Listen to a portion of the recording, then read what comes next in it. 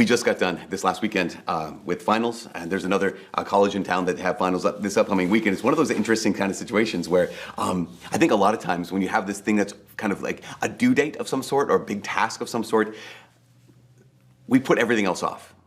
It's like, okay, so here, all of our students, they're done now. At this point, on this day, on this Sunday, they are done with classes, they're done with fall semester, and so now they should be able to be happy. I mean, because that's the thing, that's how we live, right? We say, well, I'll be happy when? Like, I'll be able to relax when? I will be able to enjoy life when? Like, we look to this kind of vague time in the future. No, with our students, it's not vague. It's like, no, on Friday, that's when I knew I'd be happy. But so many of us, we just are so future focused, but not in the sense that we're looking forward with a plan. It's more like, once I get to this certain place in life, then I'll give myself permission to be happy. Like once I get to Christmas, then things will be different. Or even, not even just to be happy, but to start something. So, okay, I know I should start reading more. I know I should start walking more. Whatever the thing is, I'll start on January 1st. As opposed to, again, just, why wait? There are times when we have to wait. And there's some times in our lives we don't have to wait. And this is the thing. There's so many times where, no, it's unavoidable. I can't do this now because it's just not the time. But there are so many other times when you don't need to wait. You know, we've been doing this series called Main Character. And something about the main character we talked about before is the main character has to be the star, right? Or the main character last weekend, main character has to be perfect. Something about being the main character where you have this sense that you need to be in control. That the main character is the one who has to make sure everything is going well. The main character means that if you're the main character, that everything has to go your way because you're the star, you're perfect, you're in control. And yet, there's the reality in our lives that yes, there are some things we can control, there are some things we can affect, some things we can influence, but there is so much in our lives that are out of our control.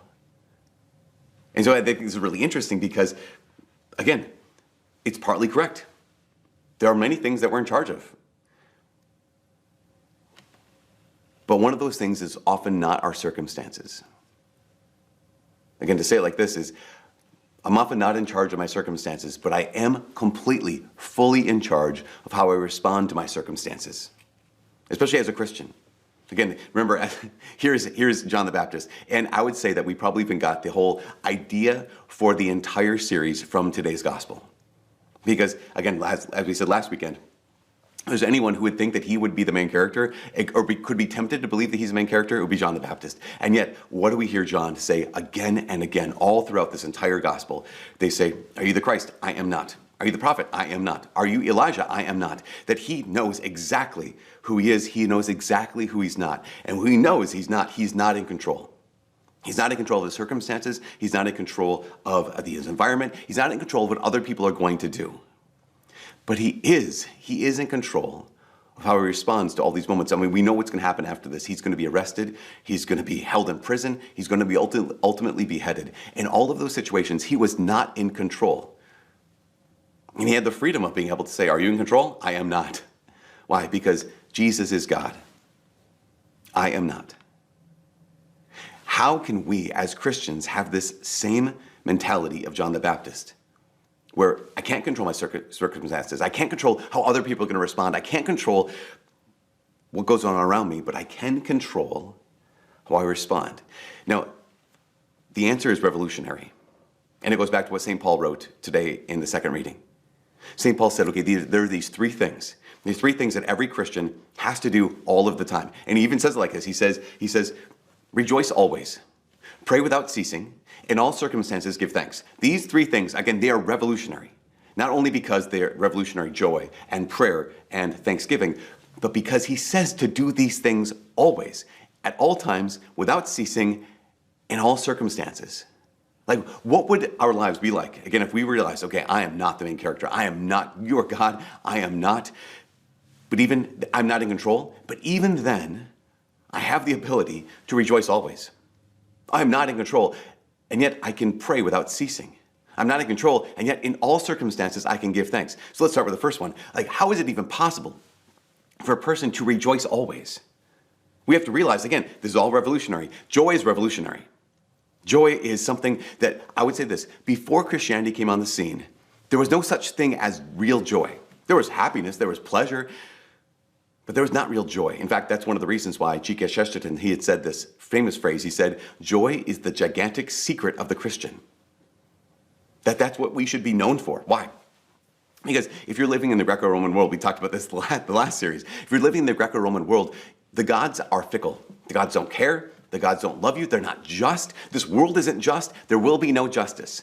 There is just circumstances. That's all you get. And so the gods would just as quickly curse you as bless you.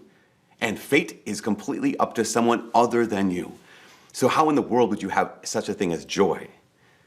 But along comes Jesus, Christianity. And it gets revealed that not only is God one, he's good, he cares about you, he knows you, he loves you. And that's because of that, joy is actually possible. So Timothy Keller is a pastor, or the late Timothy Keller, who recently died, pastor and an author, really good teacher. He was talking about this, the uniqueness of Christian joy, contrary to the world. And at one point he was discussing the life of Leo Tolstoy, right, a Russian novelist. So Tolstoy, for most of his life, was an atheist and was, very, very talented, but he was part of the intellectual elite in Russia. When he was about 50 years old, he started asking the question that if God doesn't exist, why do anything? Yeah, I mean, we took him 50 years, but he got to this place where he started saying, wait a second, if God's not real, if God doesn't exist, because he was an atheist, right? If God doesn't exist, then the day will come when I don't exist, when anyone I love doesn't exist, the stars will burn out, and everything will just come to an end, and there will be no memory of anything that I ever did or anyone ever did. And so, why be good? Like, why not be cruel? Because he realized that, wait, if there's no God, then nothing matters. And he got kind of this deep funk of this, because that's kind of a big deal. If there is no God, nothing matters, why even go on? I mean, that's that big question, why even go on? And you know what his friends said? His friends looked at him and said, like, we get it, you're deep, you're very morbid. And they said, just go to the beach. Just go shopping. Basically, their answer to this question was, just don't think about it. Now, Tolstoy was looking and realizing, like, wait a second, if there is no God, then at some point, when you die, you just cease to exist. And they said, yeah, just don't think about it. His response was, what kind of view in the world is only livable if you don't think about it too hard? Just ask that question again. What kind of view of the world, what kind of worldview is only livable if you just don't think about it? If you just don't think about what it is you believe? That you can be happy as long as you don't think about what you actually believe. Now, that's why Christianity is so radically different. Because Christianity says that there is a God, that he loves you. Not only what we're going to celebrate in Christmas, just in 1 week from today. That God has come to us. That God's to us, as Timothy Keller said, that God came to us at infinite cost to himself, became one of us, and suffered and died for us, so that not only so that we could live with him forever in heaven, but so that every choice you and I make in this life matters. Not just matters momentarily, but matters eternally. And Timothy Keller points out, he says, if you think about that a lot, you have joy. That if you're a Christian and you don't experience joy, think about this. Think about the fact that God is, that God loves you, that God cares about you, that at infinite cost to himself, he became one of us so you could have life with him forever. Because the alternative, God doesn't exist, there's no joy. But that's why the definition of joy I love is joy is the abiding sense of well-being. That no matter what my circumstances are, that's why St. Paul can say, rejoice always. Even if your circumstances are not great, rejoice always. Why? Because you know, always, in all circumstances, that God is there. That God is present. You have this abiding sense of well-being. He also says, pray without ceasing. So we can rejoice always. Why? Because God is there. But also he says, pray without ceasing. Now, here's where we kind of get caught up on this. I think sometimes when we hear the word or the phrase, pray without ceasing, we think, say your prayers without ceasing. Like, don't stop saying your prayers. That is not the case. St. Paul is not saying, keep on saying your prayers. You get done with one Our Father, go on to the next one. He's not saying that. What he's talking about is something very different. He's saying, be aware. Because that's what it is to pray. To pray is to pay attention to God. I mean, think how simple that is. Because, again, pray always is not say your prayers without stopping. It means just be aware, always. Pay attention to God. That when you wake up, be aware He's present. That when you go to work, be aware He's present. That as you live, just be aware God is present, God is here. And so in order to do that, we can't be oblivious. We can't be forgetful. Another way to say it is we can't be distracted. And this is the thing, I've been thinking about this a lot in the last number of weeks, last maybe even number of months, is I've been praying about this reality that, man, Lord, my love for you, which is directly connected to our prayer, like my love for you waxes and wanes, not with just with sin, although that's obvious, right? But my love for you waxes and wanes with the distractions I introduce into my life. And not even the sins, but just the distractions I introduce into my life. If I'm unable or incapable, or I don't even choose to just enter into silence on a regular basis, I just even mean you get in the car and drive one place. I'm always playing something. Or if you have to wait 5 minutes for something, I can pull up my phone and do something here. As opposed to simply letting myself be undistracted and being present, just being aware. Because that's, if you really want to get down to it, that's what love is. Love is, okay, you're the object of my love. Why wouldn't I distract my attention away from you? If St. Paul is saying that if you want to have the mentality of the Christian, like John the Baptist, who's like, okay, no, he is God, I am not.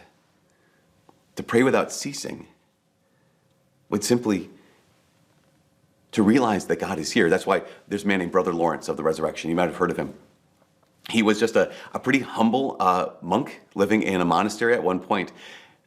But people noticed something about his life. They noticed that he seemed to have a kind of a relationship with the Lord that they could tell. I don't want to say they were jealous of or envious of, but they admired. And at one point they just asked him, like, how is it? What is different in your life versus in all? We're all monks. Like, how do you have this unique gift, this unique relationship with God?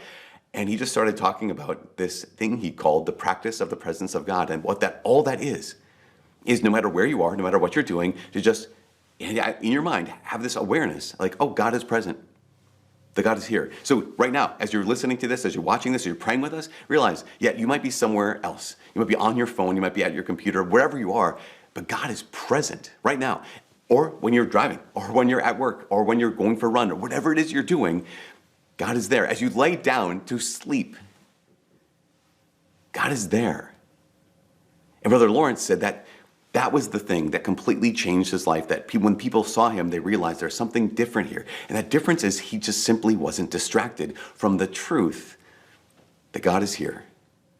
That the God of joy, right, the God who loves him, is also present to him. So simultaneously, he could rejoice always and pray without ceasing. And then, of course, the third thing we have to do in order to escape that trap of control as main characters is in all circumstances give thanks. In all circumstances, give thanks. So what does that look like? Well, I think to be able to give thanks, it means we notice, right? We recognize that when a gift is offered. This is so important for us. The first step in giving thanks is to recognize or notice that there's been a gift. And the second step is simply to acknowledge the giver. So first thing, just notice. Again, it goes back, they're all tied together. To be able to have this awareness, to notice when the gift is there, and then to acknowledge the giver. But I think sometimes we're like, yeah, but it's not what I want. This could be the case. This might be the case some of you might say in a week at Christmas Day, like, oh, this is nice, but it's not what I want.